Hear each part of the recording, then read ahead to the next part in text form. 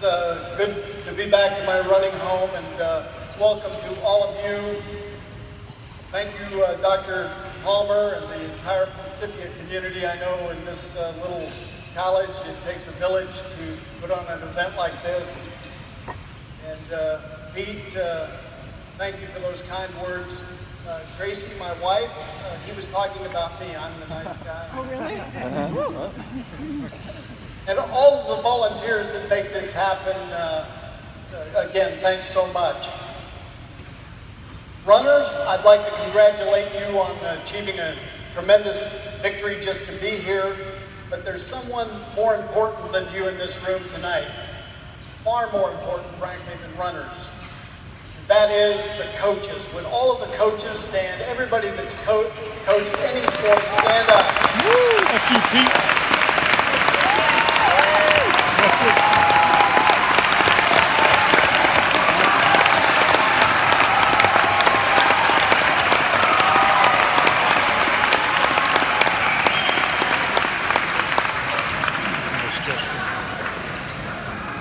So everything I'm going to tell you tonight, I stole from two coaches, Jack Irely and Bill Simon, two great individuals. Talked to Bill yesterday and I told him I was going to share some of his ideas with you. He was my high school cross-country coach. Coaches are special because coaches change lives. And coaches changed my life, and I know they're changing your lives, and that's why you gave them that warm round of applause. That's cool.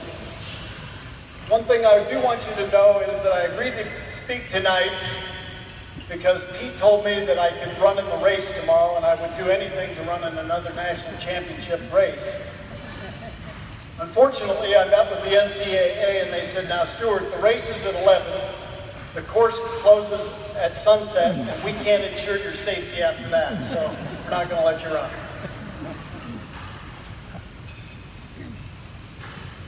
I do count it a privilege to share these ideas because the ideas that I developed and nurtured and were pounded into me with coaches have profoundly and positively impacted my life. Running changed my life. You can't imagine what it's like to grow up on a cattle ranch 18 miles from Broken Bow, Nebraska, and then think about making shoes with Nike or going to China or anywhere else. It's just unbelievable that this has happened in my life, and I'm so grateful for it. So I want to share these ideas with you that helped shape my life. Friends will often ask me about running, and I always have the same answer. It's not about running. It's about life. And that's the theme tonight. It's not about running. It's far, far more important than running. It's about life. And this is a lesson I learned early. The first big meet for me was going to Columbia, Missouri, where we qualified for the state cross-country championships. Woo, big time. And our coach set us down and he said, boys, and we were boys, he said, boys, this is a big deal. This is really important. These boys are going to be coming from all over the state of Missouri, from every hamlet and town, and they're going to be running their hearts out. They're going to be competing to win. It's going to be a really big deal to them.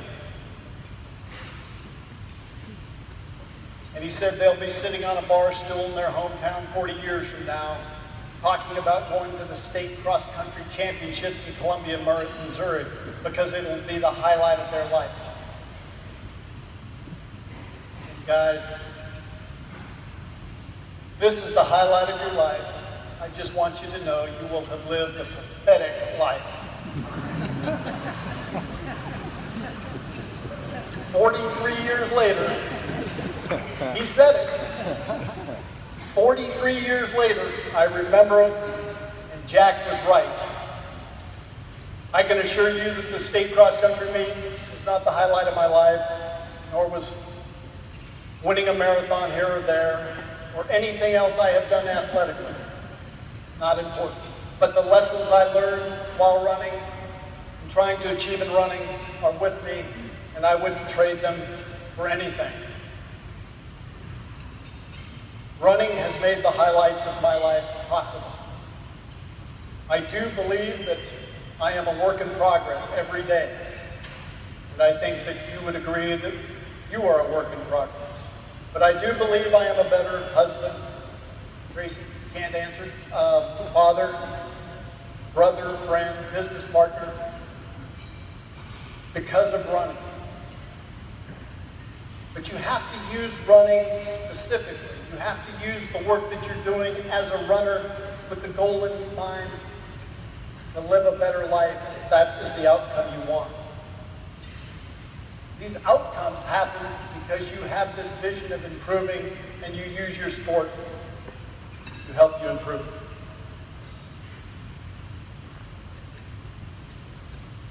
One person in each race tomorrow will place first.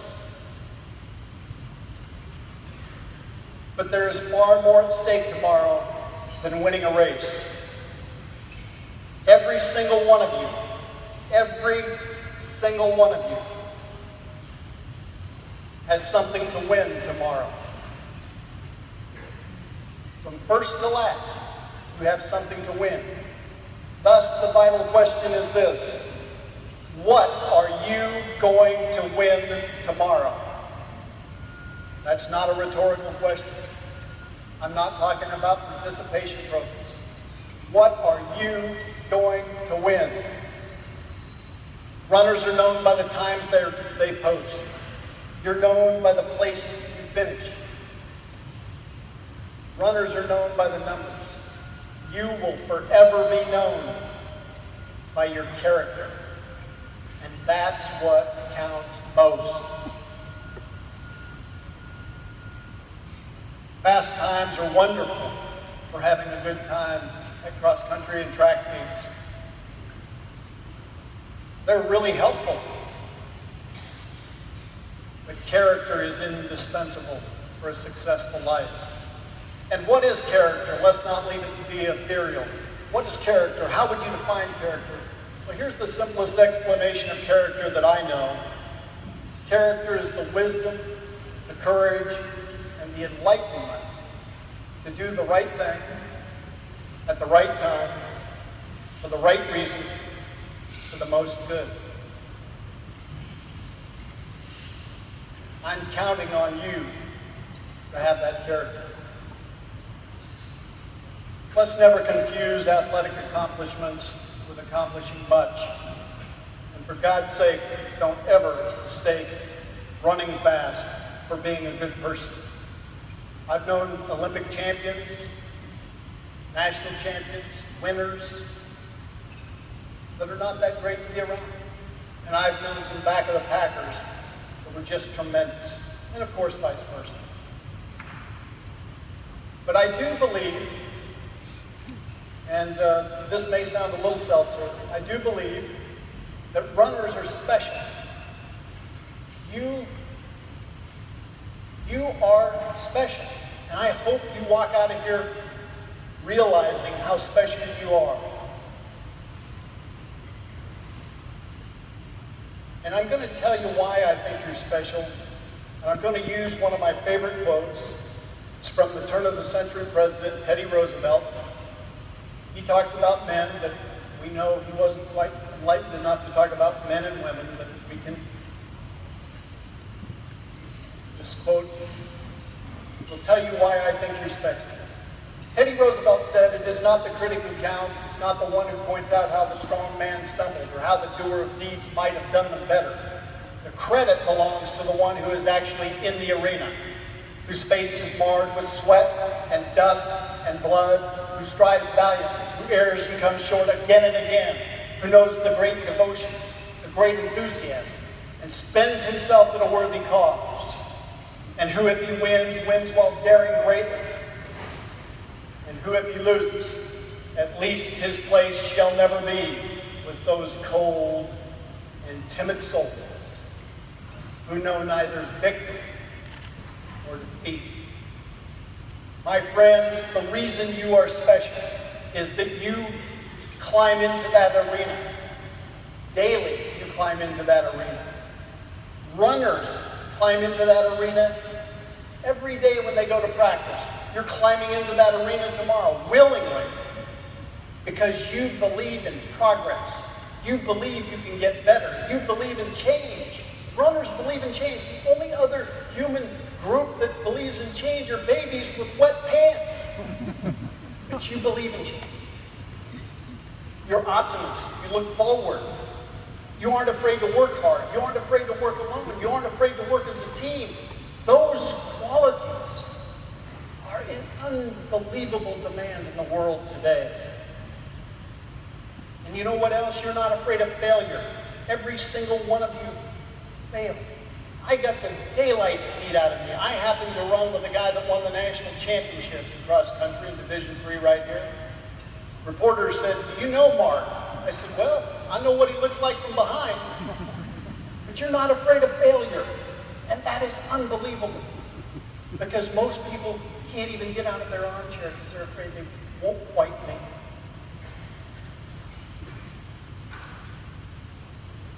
You are willing to spend your time at a worthy cause. And what is that worthy cause that you're spending your time on tomorrow? It's not about running. It's about life. You're willing to get your faces beat up, a little blood, a little sweat, a little tears. And that does make you special. And never forget that. So back to the big question. What will you win tomorrow? What will you win tomorrow? Will you win the ability to compete with everything within you that says, I can't, I won't, I don't want to? Or will you just be somebody else?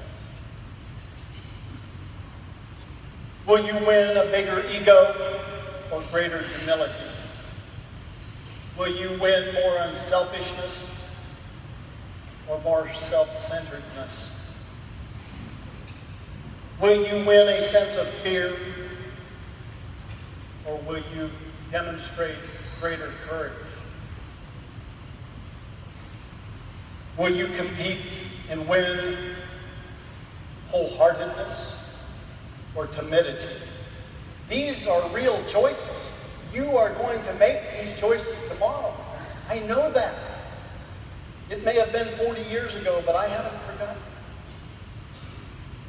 Will you develop and win tomorrow the ability to push others forward, or the habit of pushing others down? Will you win a sense of freedom, or be trapped by paralytic doubt?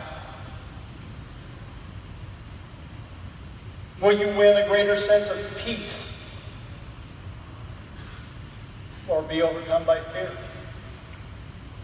Will you win confidence or ego? Will you win the ability to be aggressive without being antagonistic? Or will you just be aggressive? Will you learn and will you win the ability to joy in the work? Or simply endure? Remember, running is a child's game. It's fun. Chase something. Joy in the ability to be doing what you're doing tomorrow. You could be anywhere, but you're here because it's not about running. It's about life.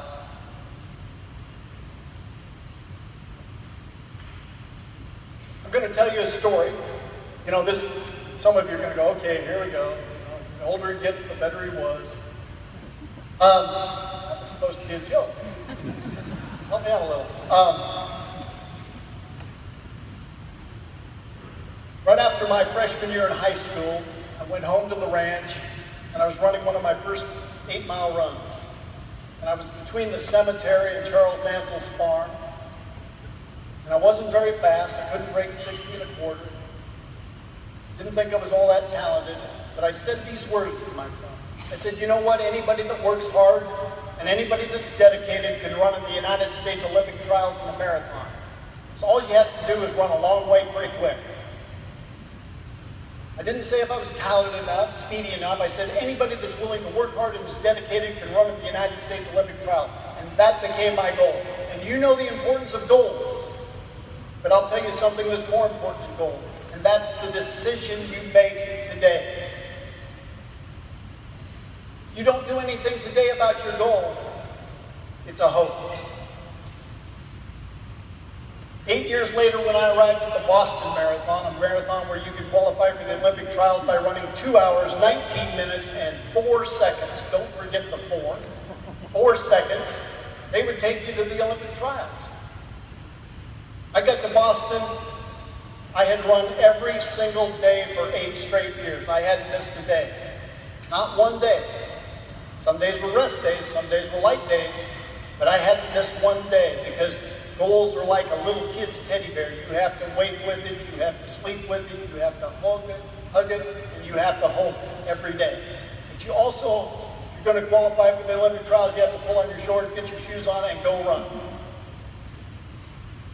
I looked at my running log. I had run 26,085 miles in preparation for that race. That's 1,000 miles of preparation to every mile of the event.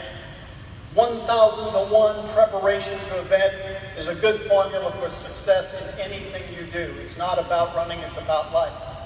Everything was going great. I was right on pace. Start going through Heartbreak Hill, Nature's Stairwell. Then I got these wonderful, big blisters on the bottom of both heels, 4 square-inch blisters. That's not so bad running up a hill, right? When you start going down that hill, I don't mean to be gross, it's after lunch, dinner, but those blisters peeled off and went up the back of my socks. My shoes are full of blood, and there's more pain than I can ever remember in my life. And I had some decisions to make. What do? I can quit, I can slow down, but you know what? How valuable was that pain to me? What good was that pain going to do? I could slow down now, I just have the pain run slower. I mean, it lasts longer. There was no value in the pain. I was within 6 miles of reaching a goal I'd set 8 years ago. I was within 6 miles of reaching a goal I'd run every day for 26,000 miles. I'm not a tough guy. I didn't overcome it. It simply was not important. And when you're racing tomorrow, you have to decide what is important. And when you're working in life, you have to decide what is important. I got to ring row, the finish line, and I turn on ring row, and I look down there, and the clock says 2:18:46. I've got 18 seconds to get from there to the finish line. Big old clock up there looked like an electric fan. It was going so fast. Digital clock. Guy on the loudspeaker, he was helpful. He says, "This is Stuart Jenkins. He's the last guy that has a chance to qualify. Bring him in." I'm pumping my arms. Something good that did. It's like running from a bull in a barnyard at spring thaw. There was some fear, but there was a lot of motivation. My friends, I qualified for the Olympic trials by running 2 hours, 19 minutes, flat.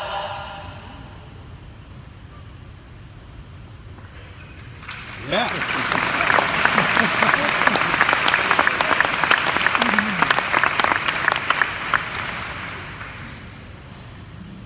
1, 2, 3, 4. You tell me what day I should have skipped.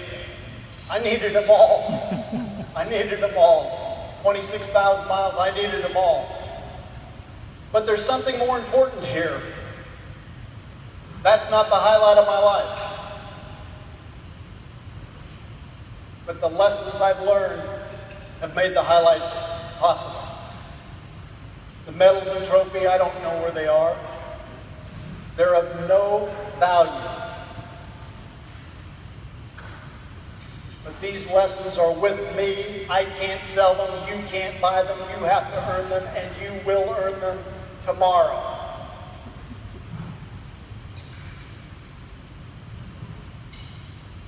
Your You're going to make 1,000 decisions tomorrow. And I want you to make 1,000 decisions that are going to support the character of your life. Here are a few of the lessons that I think I learned, or learned something about, or became better at. I learned to lay aside the weight of fear. I learned to lay aside the weight of ego. I learned to lay aside laziness, stubbornness, pride, apathy, laziness.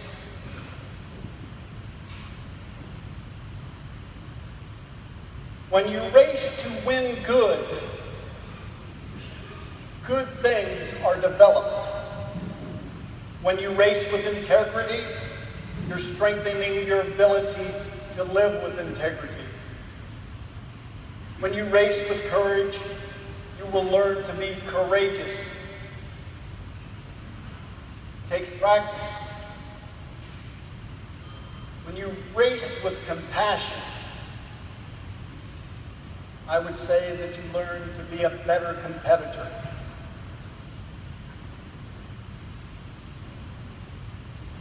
When you race to win rather than to beat others, you will unlock an unbelievable potential within yourself, and you will unleash nothing but goodness.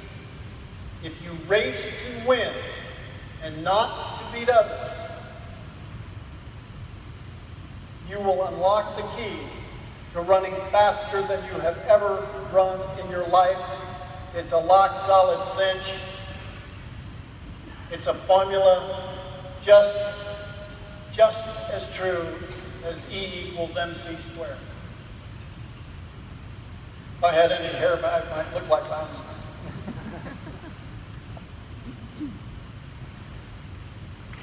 So, as you place your toe to the line tomorrow, run to win. Run to win the race. And win the race of life. And then the race to win a great life.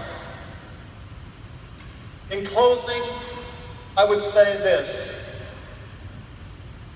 Run with peace, joy, and power tomorrow. I beg you. Run with peace, joy, and power. Remembering that peace is not the opposite of stress or nervousness. Peace is the absence of stress and nervousness. Run with joy. A joy which is not the opposite of fear, but the absence of fear. Run with power. A power which can only be unleashed where there is no stress or fear. And when you get to the end of the race tomorrow, I hope you will know exactly what you want. And that whatever you want, whatever you win tomorrow, I trust that it will be a permanent, foundational stone upon which to build your life. It has that power. So think very carefully tonight about what you want to win tomorrow. Because you will win what you pursue. To the future national champions in the room,